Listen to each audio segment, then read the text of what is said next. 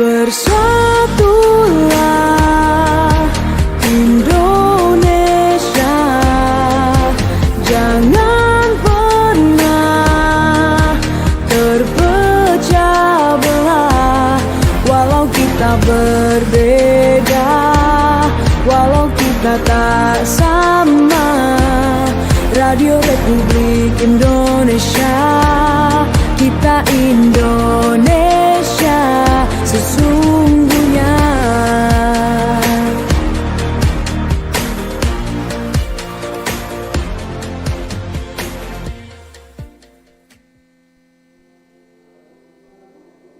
Baik, selamat pagi pendengar Pro 1 RRI Manado dan pemirsa dimanapun Anda berada. Senang sekali saya Noni Oktavia bisa kembali menemani Anda dalam program Sulut Bicara.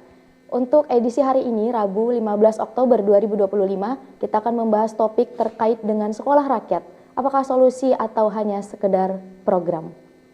Anda juga bisa bergabung melalui line telepon di 0821 1958 35080 dan Anda juga bisa bergabung melalui YouTube di RRI Manado, melalui kanal YouTube RRI Manado. Dan untuk membahas terkait dengan sekolah rakyat, kita sudah kehadiran narasumber di studio bersama dengan Ibu Merada Saryati selaku Kepala Sentra Tumoto Manado. Selamat pagi, Ibu. Selamat pagi. Terima kasih sudah bergabung bersama kami untuk berdialog pada pagi hari ini. Kita juga akan kedatangan narasumber melalui Zoom meeting, yaitu Bapak Arnold Poli selaku Ketua Agis dan juga pakar kebijakan pendidikan. Sebenarnya kita juga akan bergabung bersama kita Ibu Feni Mevi Sarah Kili-Kili sebagai Kepala Sekolah di Sekolah Rakyat Menengah Pertama 21 Manado. Nah, tapi sebelum kita membahas lebih dalam terkait dengan sekolah rakyat ini, pendengar, menurut data BPS yang kita temukan itu mencatat 24 juta penduduk masih hidup di bawah garis kemiskinan dan sekitar 3,1 juta diantaranya berada dalam kategori miskin ekstrim. Ironisnya, hampir 3/4 kepala rumah tangga miskin ekstrim hanya menamatkan pendidikan sampai SD atau bahkan tidak tamat sama sekali. Nah, berdasarkan data ini sebenarnya memperlihatkan kepada kita bahwa pendidikan yang rendah ternyata berpengaruh juga terhadap pendidikan yang rendah itu memiliki pengaruh terhadap kemiskinan. Jadi melalui hal tersebut Presiden sudah mencanangkan program sekolah rakyat. Di Manado sendiri sekolah rakyat sudah berdiri sejak Juli lalu, itu bertempat di Sentral Tumoto Manado. Nah, untuk membahas lebih detail lagi kita langsung saja kepada Ibu Merada terkait dengan sekolah rakyat ini. Ibu, seperti kita tahu ya bahwa Sentral Tumoto kan di bawah Kementerian Sosial. Sebenarnya peran Sentral Tumoto dalam sekolah rakyat ini seperti apa, Bu? Apakah hanya sekedar memberikan fasilitas saja atau sampai kepada pengawasan juga terhadap anak-anak di sana, Bu? Ya, baik, terima kasih Mbak Noni. Jadi keberadaan dari sekolah rakyat yang ada di Sentra Tumoto itu awal mulanya adalah ketika pimpinan kita Pak Presiden memerintahkan untuk membentuk 100 sekolah rakyat di bulan Juni. Nah, kebetulan memang diperintahkan itu kepada Bapak Menteri Sosial karena tadi seperti yang disampaikan oleh Manoni, yang disasar adalah masyarakat yang berada di garis miskin ekstrim sehingga itu menyasar ke desil 1 awalnya. Nah, untuk itu Pak Menteri Sosial menjadi PIC yang ditunjuk oleh Pak Presiden untuk membentuk sekolah rakyat.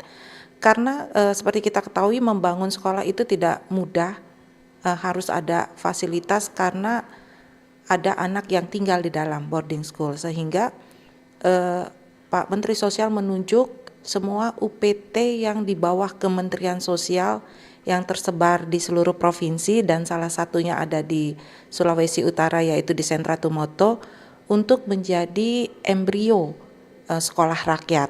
Sehingga itu awal mulanya kenapa ada sekolah rakyat di semua sentra maupun sentra terpadu dan balai di Kementerian Sosial di seluruh provinsi. Nah, terkait dengan perekrutan awal dari anak-anak yang akan bersekolah pun itu menjadi tanggung jawab kami Kementerian Sosial. Jadi Kementerian Sosial dibagi-bagi tugas kembali. Kalau UPT Sentra Tumoto itu di bawah unit eselon 1 Dirjen Rehabilitasi Sosial untuk yang bertanggung jawab untuk mencari data anak itu adalah di unit eselon 1 Lim Jamsos. Jadi Lim Jamsos dalam hal ini adalah teman-teman pendamping PKH yang melakukan pencarian penyisiran data, tapi tidak luput bekerja sama dengan Biro Pusat Statistik karena untuk memastikan bahwa anak-anak ini adalah anak-anak yang berasal dari desil 1. Nah, itu di bawah tanggung jawab juga Dinas Sosial, dalam hal ini Dinas Sosial Kota Manado. Jadi di awal sebelum terbentuknya sekolah rakyat yang kita lakukan adalah yang pertama mempersiapkan dulu fasilitas, dalam hal ini adalah penanggung jawabnya adalah Kementerian PU dan di Sulawesi Utara itu di bawah Satker PU Manado. Nah, setelah disiapkan, dicek keberadaan fasilitas yang dimiliki oleh Sentra Tumoto dan dinyatakan memang layak untuk menerima siswa sekolah rakyat, Kementerian PU lah yang membangun dan merenov untuk segala fasilitas yang dibutuhkan oleh siswa sekolah rakyat. Kemudian setelah itu kami mencari data anak, itu teman-teman pendamping PKH di bawah koordinator Dinas Sosial bersama-sama dengan Biro Pusat Statistik itu turun bersama untuk mencari data anak-anak yang masuk dalam desil 1 dan kebetulan di Sentra Tumoto ini SR-nya itu untuk setingkat sekolah menengah pertama. Dan kita membuka memang sesuai dengan ketersediaan gedung untuk 3 rombel.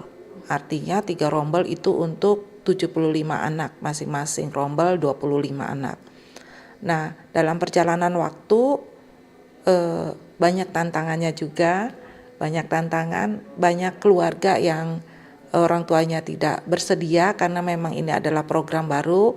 Mereka khawatir ini hanya sementara mereka sudah menitipkan anak-anak mereka hanya misalnya kelas 1 saja. Nah, di sini yang memang kita memberikan pemahaman dan pengertian kepada keluarga-keluarga tersebut agar mereka meyakini bahwa ini bukan hanya sekedar program, tapi seperti yang tadi Mbak Noni katakan, ini memang khusus perhatian dari Bapak Presiden karena melihat angka anak-anak yang putus sekolah yang cukup tinggi. Nah, untuk itu kami sebagai yang merekrut untuk data awal itu memastikan bahwa ini bukan hanya program sementara, tetapi ini akan berkelanjutan. Seperti itu, Mbak. Nah, Ibu, tadi kan berarti sekolah rakyat ini didata berdasarkan desil tadi ya, dari desil. Berarti yang diterima itu hanya desil 1 atau bagaimana, Bu? Dalam perjalanan waktu ternyata desil 1 khusus yang karena ini baru embrio, jadi baru untuk SMP, sementara yang desil 1 itu bukan hanya mempunyai anak SMP ya, setingkat SMP, ada SD juga, ada SMA. Jadi kami memperluas menjadi desil 1 sampai dengan desil 4, seperti itu. Ya, baik Ibu, ini muncul pertanyaan lagi nih Bu. Bagaimana memastikan kalau data yang kita terima itu memang tepat sasaran untuk sekolah rakyat ini dari desil 1 sampai desil 5 tadi Bu? Ya, kembali kita kan tadi turunnya bersama-sama dengan BPS, teman-teman pendamping itu turun dengan BPS.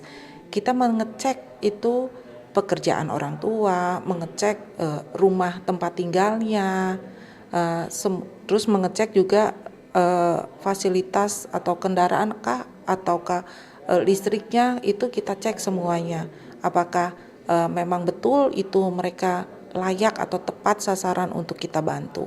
Jadi berarti prosedurnya dari data BPS kemudian survei lagi dari Kemensosnya ya Bu untuk melihat apakah memang anak ini layak untuk diterima di sekolah rakyat. Baik Bu, nah terkait dengan fasilitas Bu, fasilitas di sekolah rakyat kan sudah berjalan dari Juli ya. Apakah memang sudah optimal dan sebenarnya sudah siap untuk sekolah rakyat ini atau bagaimana Bu?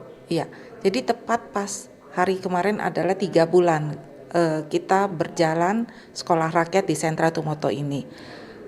Kalau dibilang layak atau tidak layak, fasilitas kalau menurut kami sangat layak, karena memang Sentra Tumoto ini awalnya adalah untuk penerima manfaat dari 12 PAS ya, untuk mendapatkan layanan residensial. Jadi memang tinggal di dalam. Hanya saja memang kalau pendidikan itu kita memang mempunyai ruang pendidikan, karena memang kita memberikan vokasi kepada penerima manfaat yang residensial yang selama ini kita layani. Jadi kalau menurut kami sangat sudah memenuhi semua kriteria untuk siswa boarding school seperti itu. Ya, baik mendengar. Kemarin juga saya sempat berkunjung ya ke sekolah rakyat. Sudah terdapat beberapa asrama juga dan juga ruang belajar juga sebenarnya sudah bisa dikatakan layak sebenarnya. Nah Bu, kalau untuk terkait dengan pembiayaan ini kan bakal berkelanjutan ya. Iya. Untuk pembiayaan itu sebenarnya dari mana Bu? Apakah ada kolaborasi dari Kementeriannya atau bagaimana ya Bu? Ya, jadi seperti tadi saya sampaikan, kalau untuk fasilitas gedung itu semua sarana prasarana oleh Kementerian PU. Nah, untuk pembiayaan lanjutan keseharian anak-anak selama di sekolah rakyat memang masih ada di Kementerian Sosial, termasuk untuk guru-guru dan tendiknya semuanya itu masuk ke pembiayaan belanja dari Kementerian Sosial. Oh baik, berarti memang ada kolaborasi. Nah kalau terkait dengan kolaborasi tadi dari Kementerian Sosial dengan Kementerian Pendidikan atau Dinas Pendidikan bagaimana Bu? Oh iya, kalau dengan Dinas Pendidikan tentunya sangat-sangat terkait karena ini masalah pendidikan. Jadi memang dari awal ketika rekrut guru pun dengan rekrut kepala sekolah itu kita satu tim dengan Kementerian Pendidikan, kemudian dengan BKN itu satu tim untuk rekrutnya. Kemudian juga untuk kurikulum anak-anaknya pun itu ada timnya di pusat seperti itu. Oh ya baik, kemarin juga kita sempat berbincang dengan guru di Sekolah Rakyat Menengah Pertama 21 Manado pendengar, dan saya ketika berbincang ternyata guru-guru yang diterima itu banyak yang dari luar Manado. Dan sekitar 15 guru kalau tidak salah ya Bu ya, di Sekolah Rakyat Menengah Pertama di Manado ini. Nah, dan katanya direkrut langsung oleh Kementerian Sosial. Untuk sistem perekrutannya seperti apa Bu? Iya, jadi itu memang direkrutnya oleh Kementerian Sosial, tetapi ketika untuk wawancaranya, tesnya itu bukan hanya Kementerian Sosial, karena kebetulan saya juga ikut terlibat untuk tes wawancara. Jadi itu dengan lintas sektor semua, seperti dari BKN juga, dari Kementerian Pendidikan juga, dari Balai Diklat juga seperti itu. Nah, jadi penempatan itu di awal memang kita selalu menanyakan kepada calon-calon guru ini apakah bersedia ditempatkan di seluruh Indonesia, karena ternyata dari sekian ribu yang melamar itu yang terjaring hanya sedikit seperti itu, karena kan ada beberapa tahapan tes yang harus dilalui. Karena ini adalah mereka mengajar bukan mengajar di sekolah biasa, mereka mengajar di boarding school yang sasarannya adalah anak-anak yang memerlukan perhatian khusus dan istimewa seperti itu. Iya baik. Dan ini sudah ada yang bergabung melalui WhatsApp Bu sebelumnya dari Lisa di kampus. Kapan sekolah ini dimulai? Sudah adakah murid-muridnya? Tadi sebenarnya sudah kita jelaskan ya bahwa sekolah ini dimulai dari bulan Juli lalu dan muridnya itu sekitar 75 ya Bu ya. Nah terkait dengan murid yang tadi 75, kan ini sebenarnya sasarannya untuk penentasan kemiskinan ya Bu ya. Sedangkan untuk sekolah rakyat itu ada kuotanya sekitar setiap sekolah rakyat memiliki kuota. Apakah itu bisa membantu untuk sasaran tadi atau bagaimana Bu sebenarnya? Ini kita kan baru embrio ya. Jadi diharapkan memang seperti yang disampaikan oleh Pak Presiden, semua wilayah kabupaten kota sebaiknya memiliki sekolah rakyat seperti itu. Nah, untuk wilayah Sulawesi Utara mudah-mudahan tahun depan sudah di ACC untuk di Kabupaten Bolmong akan didirikan itu sekolah rakyat di sana. Nah, kami menunggu Kementerian Sosial menunggu usulan-usulan dari wilayah-wilayah. Kita ada di sini 15 kabupaten kota di wilayah Sulut. Kita menunggu usulan dari kabupaten kota yang lainnya, seperti itu. Dan juga ada perencanaan untuk di Minahasa ya Bu. Kalau untuk itu sudah sampai tahap mana Bu? Yang di Minahasa itu mudah-mudahan bulan depan sudah mulai pembangunan yang existing. Nah, itu memang tanah milik provinsi, jadi dipinjam pakaikan ke Kementerian Sosial, seperti itu. Oh, baik, berarti tanah yang nanti akan dibangun di Minahasa adalah milik dari provinsi dan pinjam pakaikan untuk Kementerian Sosial. Betul. Untuk nanti di jenjang apa Bu kalau kita boleh tahu?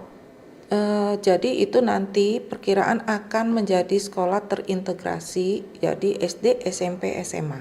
Oh iya, baik. Untuk pendengar yang ingin bergabung bisa melalui line telepon di 0821 1958 35080. Baik, sudah ada yang bergabung melalui telepon? Halo. Ya, halo, silakan, dengan siapa dan di mana? Ya, halo, selamat pagi. Ya, selamat bicara pagi. Ya. dengan Klis dari Motoling, Minahasa Selatan. Iya, silakan. Selamat pagi Ibu narasumber. Selamat pagi. Saya cuma bertanya begini. Yang pertama, apakah ini yang sentra Tumoto itu, apakah itu cuma khusus Kota Manado atau di wilayah Sulawesi Utara lah, umpamanya Minahasa yang boleh masuk? Dan kedua, apakah ini sekolah rakyat ini, apakah ini sudah semua dari SD, SMP sampai SMA atau cuma menengah pertama? Dan kalaupun memang begitu, kalau ada anak usia sudah 14-15 tahun itu yang tidak pernah sekolah begitu dari tingkat dasar, terus mereka masuk, itu seperti apa pengelompokannya? Apakah itu sudah disatukan begitu, tidak melihat umur atau seperti apa? Dan metodenya pembelajarannya itu seperti apa? Apakah sama seperti sekolah reguler atau ada dikhususkan seperti itu? Mungkin itu dulu yang saya boleh tanyakan.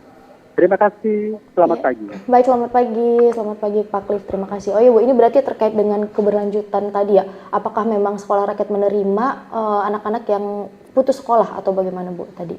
Yang putus sekolah kita menerima. Jadi memang ada beberapa anak ini yang ada sekarang ini sebenarnya dia kelas 2 SMP. Tetapi karena keberadaan orang tuanya dia tidak sekolah, akhirnya kita rekrut kembali untuk masuk ke SRMP 21, tetapi dia harus mulai dari kelas 1 seperti itu. Nah, tadi Pak Cliff menanyakan apakah ini khusus untuk wilayah Kota Manado.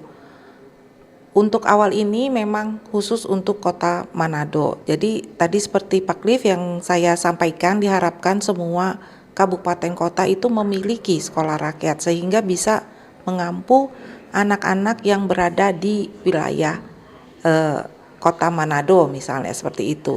Karena memang kan hak anak itu tidak dijauhkan sebenarnya dari orang tua. Kalau misalnya dia tinggal di Bolmong terus datang ke Kota Manado, kan kalau orang tuanya kangen, kalau mau melihat terbatas dengan anggaran untuk transportnya. Sementara kita ketahui ini anak-anak dari keluarga yang kurang mampu seperti itu. Jadi sebaiknya memang setiap kabupaten kota itu ada sekolah rakyat yang dikhususkan untuk anak-anak di wilayah tersebut, seperti itu. Iya, baik, berarti pendengar sebenarnya memang diharapkan setiap kabupaten kota ya harus ada sekolah rakyatnya agar bisa menjangkau keseluruhan tadi dan juga bisa mencapai program untuk menentas kemiskinan tersebut. Baik, ini sudah ada juga yang bergabung bersama kita melalui komentar di YouTube. Apakah ada kuotanya untuk perangkatan? Kalau memang ada, bagaimana proses penerimaan calon siswanya? Bagaimana kalau misalkan jumlah pelamar yang sesuai kriteria melebihi jumlah kuota yang sudah ditetapkan? Baik Ibu, tadi kita juga sudah bahas ya sebenarnya terkait ini. Tapi saya juga tadi penasaran terkait dengan misalnya kalau ada kelebihan kuota itu seperti apa Bu? Ya, kalau ada kelebihan kuota untuk sementara karena kita ini terbatas dengan fasilitas, kami belum bisa. Nah, tetapi ini menjadi pertimbangan kami ketika nanti untuk selanjutnya, untuk fasilitas yang berarti kita sudah memperoleh data ini, kira-kira anak di Kota Manado ini yang memerlukan penanganan untuk sekolah di sekolah rakyat ini adalah sekian, sehingga bangunan yang diperlukan sekian, sehingga memang salah satu syarat untuk bisa dibangun menjadi sekolah rakyat itu adalah di atas 7 hektar. Itu syarat dari Kementerian PU memang, sehingga kalau memang Manado belum mempunyai lahan sebesar itu akan sulit dibangun sekolah rakyat. Iya, baik Ibu. Berarti sebenarnya kembali lagi ke lahan dan fasilitasnya dulu ya Bu untuk menerima atau perekrutan siswa di sekolah rakyat ini. Baik, kita ada komentar dari YouTube lagi. Halo RRI, bagaimana proses penetapan kepala sekolah dan perekrutan guru-gurunya? Kalau salah satu guru atau kepala sekolahnya dari ASN Pemda, apakah statusnya mutasi atau diperbantukan? Oh iya baik Ibu, ini seperti apa Bu? Untuk kan tadi kita kan perekrutan guru ya, kalau untuk kepala sekolah perekrutannya seperti apa Bu? Sama, semuanya terpusat perekrutan kepala sekolah, dan seperti kita ketahui juga kalau untuk guru di SRMP 21 maupun di Minahasa itu adalah pegawai dari Pemda, Dinas Pendidikan Kota Manado. Nah diberbantukan ke Kementerian Sosial gitu. Jadi status kepegawaiannya masih guru di Kota Manado, hanya kinerjanya diperbantukan ke Kementerian Sosial. Baik Bu. Berarti kalau untuk guru-gurunya apakah full ASN? Atau kalau bagaimana? Guru-guru adalah teman-teman P3K yang baru diangkat oleh Kementerian Sosial yang kemarin sudah dilantik. Oh iya baik. Berarti untuk guru-guru dari P3K yang baru dilantik, sedangkan untuk kepala sekolahnya itu dari Pemda, memang dari Pemdanya ya Bu ya. Ya baik. Bergabung lagi bersama kita di YouTube. Tabea, Bu Narsum, program SR ini bagus namun rawan menimbulkan kecemburuan dari pihak sekolah negeri. Karena siswa yang ada di sekolah negeri juga biasanya terdapat siswa-siswa yang kurang kategori mampu sampai ekstrim. Oh ya Bu, ini sebenarnya jadi pertanyaan kita juga. Apakah sekolah rakyat ini nanti bakal menimbulkan diskriminasi dan insecure dari diri teman-teman yang di sekolah rakyat Bu? Karena kan mereka berarti sadar, oh ini kita berada di kategori miskin ekstrim seperti itu Bu. Sedangkan di sekolah negeri juga sebenarnya ada orang-orang yang tidak mampu, itu seperti apa Bu? Ya, dari awal itu sudah menjadi mitigasi kita, sehingga memang dari awal pun kita sudah menyampaikan terutama ke teman-teman tenaga pendidikan, ini guru, bahwa ini adalah anak-anak yang istimewa yang harus kita layani, seperti itu. Dan juga sudah diberikan pendampingan juga, penguatan oleh ada psikolog kita, ada penyuluh kita, ada peksos kita, bahwa kalian di sini untuk belajar, seperti itu. Jangan merasa kalian di sini karena kalian adalah dari keluarga miskin, bukan. Justru kalian di sini sangat berbangga, kalian itu yang terpilih dari ribuan anak, kalian yang terpilih mendapatkan perhatian dari Bapak Presiden langsung untuk mendapatkan pelajaran di sekolah rakyat, seperti itu. Nah, termasuk juga ketika mungkin ada anak-anak yang sudah di SD tetapi sebenarnya masuk dalam kategori miskin yang sudah terlanjur masuk. Sebenarnya kami juga sebelumnya menyasar juga ke sekolah-sekolah, apakah ada murid-murid SMP-nya yang memang dari latar belakang keluarga tidak mampu. Tapi kembali lagi, kami berdasarkan dari desil, seperti itu. Kadang-kadang kan yang masuk ke dalam sekolah itu orang tuanya itu bukan nama orang tua kandung, misalnya ada omanya, opanya. Jadi mereka tidak kedetek itu dari desil 1 sampai desil 5 seperti itu, karena memang mungkin opanya pensiunan pegawai atau TNI Polri seperti itu, sementara dia masuk ke dalam KK oma opa. Nah itu yang menjadi hambatan ketika dia tidak mampu. Kita bilang dia orang mampu karena kita melihat data yang tercantum, seperti itu. Iya baik. Baik pendengar, selanjutnya kita akan membahas terkait dengan kurikulum di sekolah rakyat ini sebenarnya seperti apa. Tapi sebelum kesana kita akan kembali lagi setelah jeda berikut ini. Kanal informasi dan inspirasi Pro 1.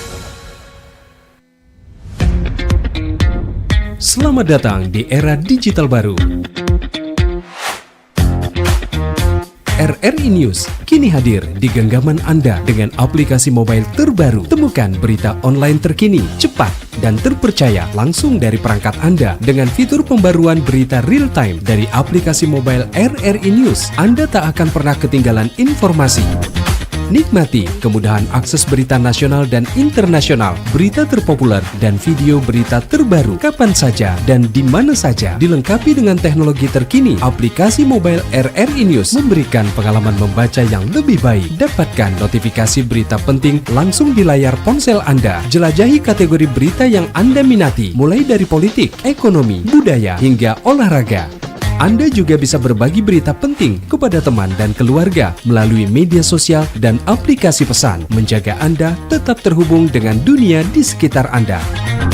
Memiliki jaringan lebih dari 80 microsite tersebar dari Sabang sampai Merauke, serta memiliki tren pembaca yang semakin meningkat. RRI News menghadirkan liputan berita terlengkap dan terkini dari seluruh Indonesia. Unduh sekarang di Google Play dan App Store aplikasi mobile RRI News, membawa dunia ke dalam genggaman Anda. Aplikasi mobile RRI News, berita terkini dan terpercaya dalam genggaman Anda. Wih, keren banget nih. Katanya ada obat herbal bisa mencegah sakit gigi seumur hidup. Ada hoax tuh. Widih. Ini juga keren nih. Ada sumber energi baru PLTH, pembangkit listrik tenaga hampa. Iya, itu juga hoax kali. Lu bacanya apaan sih? Aduh, pantesan portal abal-abal lu baca. Kalau mau baca berita yang lengkap tapi udah verified, mulai dari berita nasional, internasional, olahraga, gaya hidup sampai hiburan, lu cukup klik rri.co.id. Di situ lu juga bisa streaming RRI digital. Aduh, makanya cek-cek dulu biar gak kegocek di rri.co.id. Kanal informasi dan inspirasi Satu. Baik pendengar, masih bersama kami dalam program Sulut Bicara dengan topik Sekolah Rakyat. Apakah solusi atau hanya sekedar program? Kami ingatkan kembali kepada pendengar yang ingin bergabung bisa melalui line telepon di 0821 1958 35080. Baik, kalau kita tadi sudah berbicara terkait dengan fasilitas, bagaimana perekrutan untuk guru dan juga siswa di sekolah rakyat, kita sudah kehadiran narasumber Ibu Kepala Sekolah Rakyat Menengah Pertama Manado, Ibu Feni Meivi Sarah Kalili. Selamat pagi Ibu. Ya, selamat pagi. Terima kasih sudah bergabung bersama kami di dialog pada pagi hari ini. Baik Ibu, tadi kita sudah membahas banyak sekali dengan Ibu terkait Ibu terkait dengan fasilitas dan juga perekrutan. Sekarang kita akan membahas terkait dengan kurikulum Ibu. Kurikulum yang digunakan di Sekolah Rakyat Menengah Pertama Manado itu seperti apa Ibu? Oke, baik.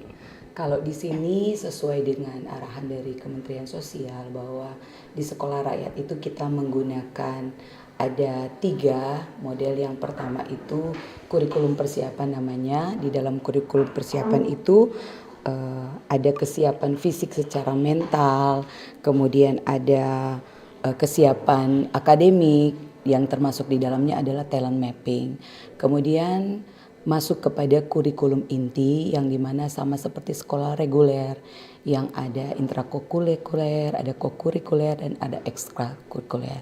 Nah, yang berbeda di sini mungkin karena konsep dari sekolah rakyat itu adalah sekolah berasrama, jadi ada kurikulum boarding school-nya.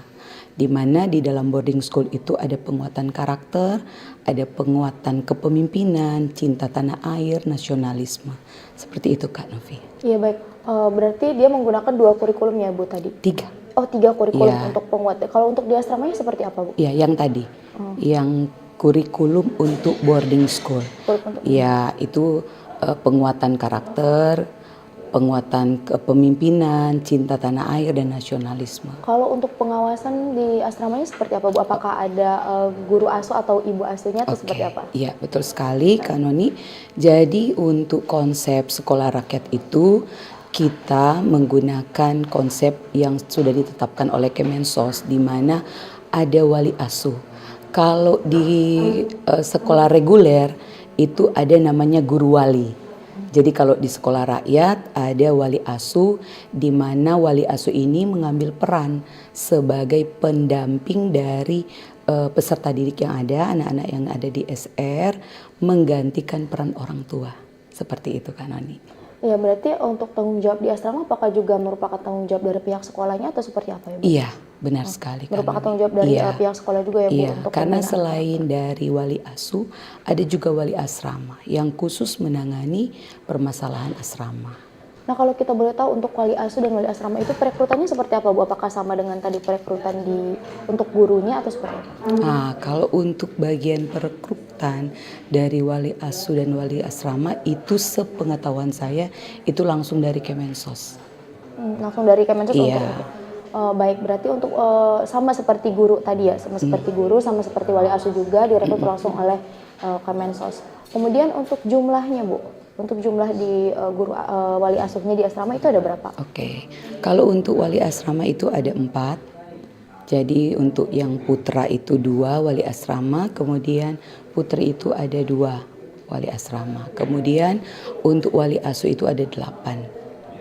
Jadi ada totalnya ada 12. Iya, ya, ada betul total sekali. 12 untuk yang bertanggung jawab di asramanya, Iya. Bu. Nah, kalau untuk sistem asramanya seperti apa sih, Bu, sebenarnya? Maksudnya yang Sistem asrama di sekolah rakyat ini apakah boleh mereka kunjungan orang tua atau seperti apa? Oke, ya. Jadi kita semua berkiblat ke Kementerian Sosial. Jadi semua sudah diatur oleh Kementerian Sosial bahwa setiap anak itu kita harus juga memberikan kesempatan untuk hubungan atau ikatan emosional antara orang tua dan anak tidak terputus. Jadi ketika orang tua mau datang berkunjung ke anak itu boleh dengan catatan tidak mengganggu aktivitas dari anak. Jadi kalau anak dalam proses pembelajaran itu tidak kami izinkan. Jadi sesuai kesepakatan bersama dengan orang tua itu anak-anak bisa dikunjungi pada sore hari di jam 4 sampai jam 6. Baik, asal dia tidak mengganggu Iya, pembelajaran ya, iya, Ibu. betul Orang tua sekali. berarti boleh mengunjungi Iya. di hari-hari apapun itu, tapi sedang tidak dalam proses pembelajaran. betul. Iya, baik Ibu. Kalau terkait dengan pembelajaran tadi ya, Bu, kan ini juga tadi kita setelah berbicara dengan Bu Mirada, ada juga yang diterima itu yang putus sekolah. Apakah pembelajarannya nanti akan disamaratakan dengan teman-teman yang sudah memiliki ijazah dari SD atau seperti apa ya, Bu? Iya. Untuk yang keterkaitan dengan yang seperti pertanyaan dari Kak Noni tadi, maka kami yang dari Kementerian Sosial itu menggunakan LMS untuk saat ini karena yang namanya matrikulasi, jadi penyetaraan dulu. Sehingga yang mungkin ada yang kurang itu disetarakan dulu sehingga pada akhirnya ketika mulai proses pembelajaran secara akademik itu mereka sudah siap fisik, mental dan spiritual mereka. Sehingga dipastikan startnya itu sama-sama Kak Noni. Seperti itu. Kalau untuk sejauh ini ya seperti apa, Bu, pembelajaran sudah berjalan selama dari Juli ya, dari Juli hingga Oktober ini. Iya. Seperti apa, Bu, perkembangannya dari Ibu sendiri melihatnya? Oke. Semua perkembangan yang ada walaupun itu masih kecil itu namanya perkembangan dan perubahan. Jadi memang dari Kemensos itu sudah diarahkan kami untuk selama 3 bulan itu dipastikan anak-anak itu sudah siap. Maksudnya di sini mereka siap secara fisik, secara mental karena kan mengingat bahwa mereka kan dari notabene yang belum pernah berpisah dengan orang tua, kemudian harus berpisah dengan orang tua yang juga status mereka kan dari anak-anak yang mau masuk ke remaja, jadi butuh waktu. Makanya mereka dipastikan dulu bahwa mereka siap. Sehingga masa MPLS itu memang cukup lama ya Ibu Mer, cukup lama, ini ada sampai 3 bulan kami MPLS supaya menegaskan bahwa anak-anak ini sudah siap dulu, memastikan bahwa mereka siap baru kita running untuk akademiknya, seperti itu kan. Ya baik, berarti ada persiapan dulu ya, Bu, terkait Iya, dengan betul. penerimaan ini yaitu MPLS. Nah, kan tadi kita juga semua tahu ya itu adalah umur anak-anak yang masih sangat Iya. kecil dan jauh dari orang tua, Bu. Pasti Iya, ada betul. tantangannya. Belum lagi ini kan dari keluarga yang memang dari desil 1 hingga desil 5 Iya. yang kita sendiri tahu banyak sekali anak-anak yang ikut terlibat dalam pekerjaan orang tua seperti misalnya membantu orang tua bekerja dan sebagainya. Itu seperti apa, Bu? Kalau misalnya ada hal-hal seperti itu? Ya, memang sebagaimana yang kemarin ya Ibu Bu Kasentra, bahwa memang di awal-awal memang kondisi seperti itu kita tidak bisa memungkiri bahwa ada beberapa anak-anak yang notabene mereka mau di SR, tetapi karena kondisi keluarga yang ada satu orang ya Bu, yang satu orang itu, tapi pada akhirnya bisa kami adakan approach pendekatan ke orang tua dengan bantuan dari Dandim, TNI dan Polri untuk mengadakan semacam pemahaman tentang ketika anak itu ada di sekolah rakyat, seharusnya ini adalah sebuah keuntungan buat orang tua karena anak ini akan difasilitasi dilakukan pembelajaran sehingga pada akhirnya mereka yang awalnya konsep berpikir mereka yang kurang jadi paham anak itu ada di SR itu untuk apa. Sehingga awalnya mungkin pemahaman orang tua yang kurang jelas, belum tahu dengan pasti konsep SR ini, pada akhirnya mereka kayak oh kayak gini ya di SR. Justru para orang tua ketika saya berinteraksi dengan mereka, mereka justru menyampaikan bahwa terima kasih sekali buat Pak Presiden karena dengan adanya sekolah rakyat maka justru membantu mereka untuk pada akhirnya memenuhi kebutuhan pendidikan dari anak-anak mereka. Seperti itu Kak. Karena memang tantangannya berarti juga sampai kepada pemahaman orang tua ya terkait dengan sekolah rakyat ini. Itu kan tadi kalau dari Ibu Feni ya. Kita akan mendengar dari Ibu Mirada, tapi sebelumnya kita sudah ada yang menelpon. Ya baik, halo. Halo. Ya halo, dengan siapa di mana? Pagi, Pro 1. Ya pagi. Dengan siapa di mana Pak? Heri. Dengan Heri. Iya Pak Heri, silakan. Selamat pagi ibu-ibu narasumber. Selamat pagi Pak Heri. Ya, salam sehat. Salam sehat juga buat Pak Heri. Ini sebagai masyarakat saya belum mendengar ya, ini sosialisasi perekrutan anak-anak yang pantas masuk di sana belum. Termasuk pertanyaan, sudah ada berapa murid di sana? Terus masalah pakaian mereka, mencuci baju, fasilitas dari ujung kaki, ujung kepala, ditanggung siapa? Apakah tidak ada pungutan-pungutan yang lain-lain? Kemudian akan bertahan berapa lama sekolah rakyat yang ada di Balai Tumautau Pal 4 sana? Karena di sana ini dari dinas sosial ini harus memperhatikan supaya tidak mengabaikan hak dari kaum disabilitas terutama tunanetra, karena di sana tempat balai pelatihan. Apakah tunanetra masih ada kesempatan di sana untuk dapat pelatihan-pelatihan atau belajar? Dan mudah-mudahan ini harus juga disampaikan murid-muridnya itu dari mana semua. Terima kasih, selamat pagi. Baik, terima kasih Pak Heri. Pak Heri berarti bertanya terkait dengan perekrutan tadi, jumlah murid yang ada di sana, kemudian juga bagaimana fasilitasnya untuk anak-anak dari mereka bangun tidur hingga tidur lagi, Ibu. Kemudian juga tadi,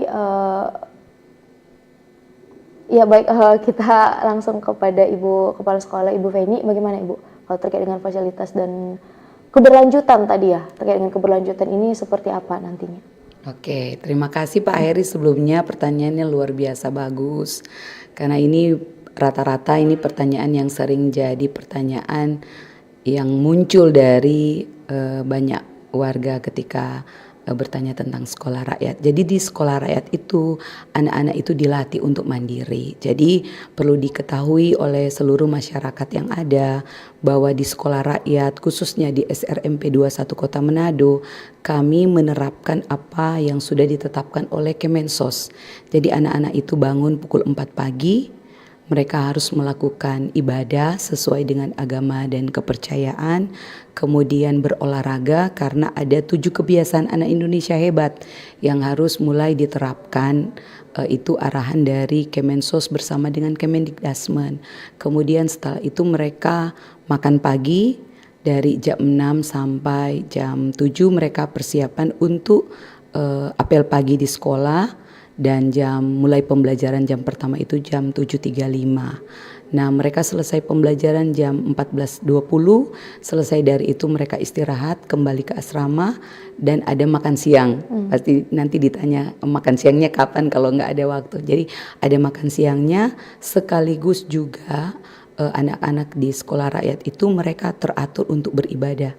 Beribadah kalau bagi yang muslim mereka wajib melaksanakan sholat 5 waktu, demikian juga dengan anak-anak yang beragama yang lain.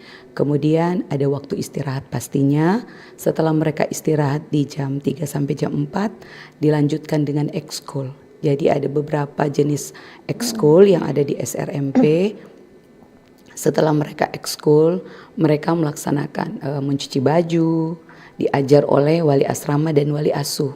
Jadi memang secara holistik ketika berada di sekolah rakyat, anak-anak itu dilatih untuk jadi tough, tangguh, untuk jadi mandiri, juga untuk dipersiapkan untuk pada akhirnya bisa menjadi patron, pola, contoh bagi anak-anak yang lain.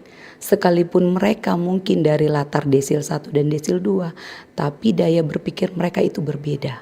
Berbeda karena mereka diajar, dilatih untuk benar-benar dimunculkan sebagai generasi yang harapannya dari Bapak Presiden itu generasi penerus bangsa, seperti itu. Ya, baik, kalau dari Ibu Mirada seperti apa Bu terkait dengan sosialisasi tadi? Kalau dari Pak Heri katanya di mana kita bisa melihat sebenarnya sekolah rakyat ini seperti apa? Kenapa sosialisasinya dia merasa belum sampai ya, gitu Bu? Iya, jadi kembali lagi Pak Heri,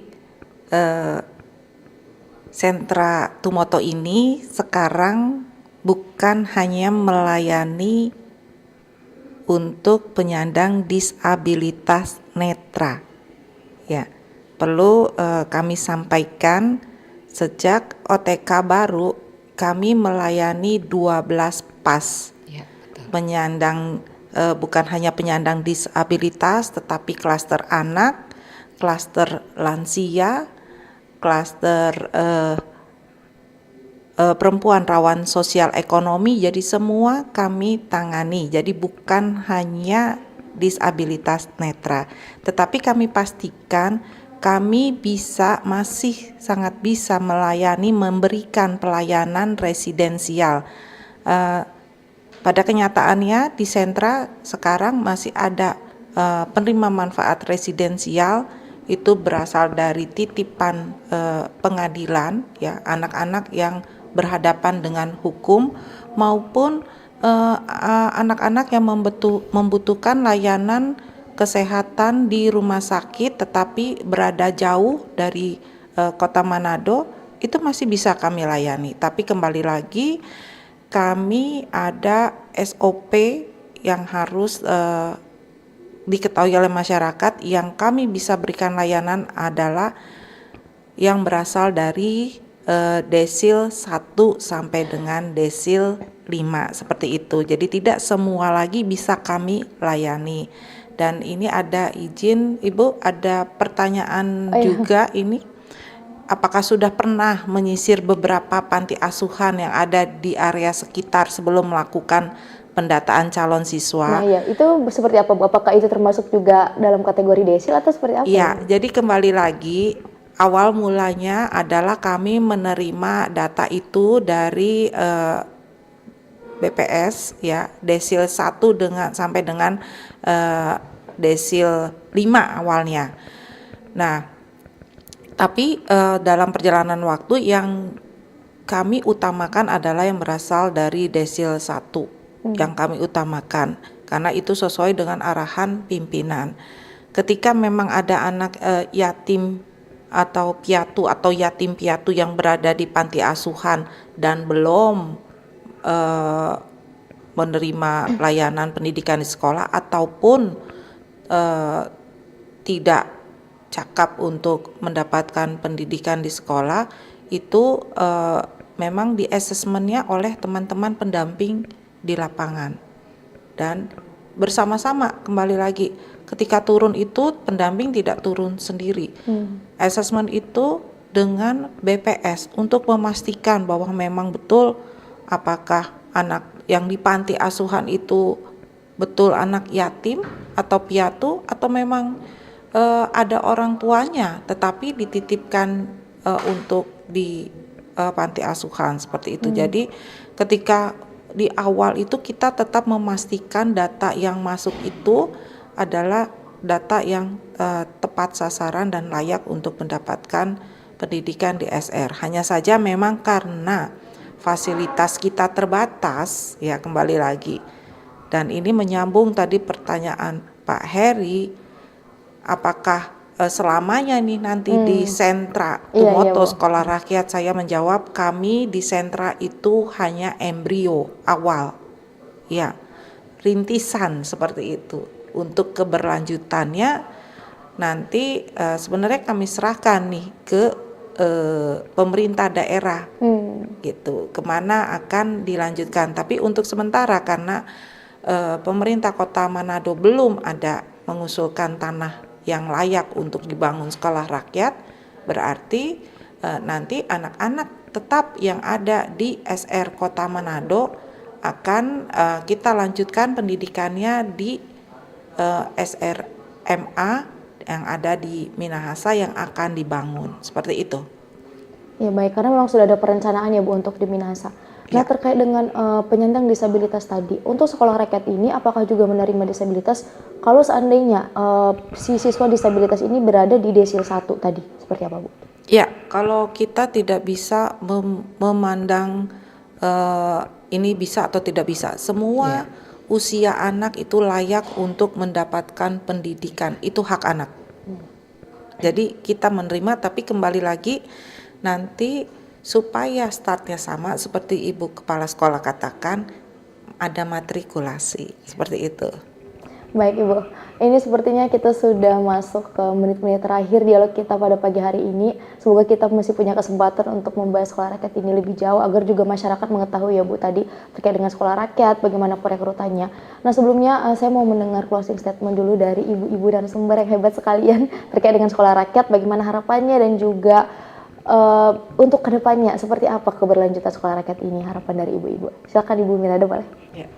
Sekolah rakyat ini sebenarnya adalah miniatur dari penanganan kemiskinan yang terintegrasi, sehingga tidak bisa hanya kerja satu lembaga, satu kementerian. Ini kita perlu bersinergi antar lintas sektor, baik antar kementerian maupun dengan masyarakat, supaya program ini tetap bisa berlanjut, berkesinambungan menuju Indonesia Emas tahun 2045. Baik Ibu, terima kasih.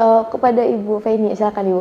Oke, terima kasih Kak Noni. Closing statement saya yaitu sekolah rakyat ini adalah jembatan pada akhirnya untuk mewujudkan generasi emas 2045. Jadi arah dari bangsa ini harus jelas. Tantangan bangsa ini besar. Dengan sekolah rakyat ini benar yang disampaikan oleh Bapak Presiden Prabowo kita. Beliau memandang jauh ke depan, memiliki visi bahwa dengan adanya sekolah rakyat akan mampu mengubah paradigma dari generasi yang ada, juga mengubah paradigma cara pandang dari negara-negara di luar tentang Indonesia. Dan dimulai dari mana? Dimulai dari pendidikan. Karena dengan pendidikan, kalau mengutip penyampaian dari Pak Presiden waktu kami pembekalan, beliau merasa bangga. Karena dengan hadirnya sekolah rakyat, artinya tanggung jawab beliau kepada Tuhan. Itu bisa beliau sampaikan kepada Tuhan bahwa saya sudah melakukan tugas dan tanggung jawab saya. Jadi dengan hadirnya sekolah rakyat ini justru harus dimanfaatkan oleh para masyarakat yang termasuk pada desil 1 dan desil 2. Sehingga benar-benar ini dapat berguna bagi masyarakat juga sendiri. Jadi dengan sekolah rakyat ini saya bisa memastikan bahwa generasi baru itu sementara dihadirkan. Iya, Seperti baik. itu, Kak. Baik, terima kasih Ibu Feni dan Ibu Mirada sudah hadir bersama kami di studio untuk membahas terkait dengan sekolah rakyat. Baik pendengar, kita juga berharap semoga sekolah rakyat bisa menjawab dan mengentas kemiskinan seperti harapan Presiden Republik Indonesia. Sekian dialog kita pada pagi hari ini. Saya Nani Oktavia dan segenap kerabat kerja yang bertugas pamit undur diri. Selamat berjumpa lagi di Sulut Bicara berikutnya. Bersatulah Indonesia, jangan pernah terpecah belah. Walau kita berbeda, walau kita tak sama, Radio Republik Indonesia, kita Indonesia.